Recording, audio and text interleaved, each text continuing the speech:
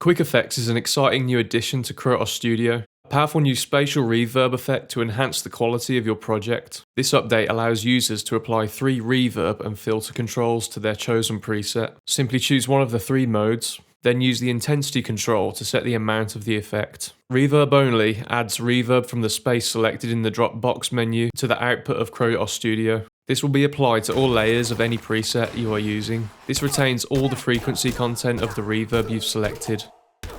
Distance combines reverb and filtering together for a handy distance effect. Use this to make any sound seem further away from the listener. Choose a space from the drop-down menu, and then use the intensity slider to adjust the amount of the effect and increase the distance from the listener. Filter only applies a low-pass filter to all layers of the preset. This is ideal for muffling the sound of a preset without applying any reverb to it.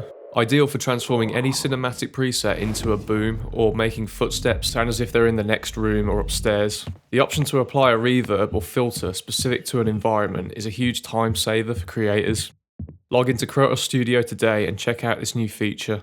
See what sounds you can create for your project.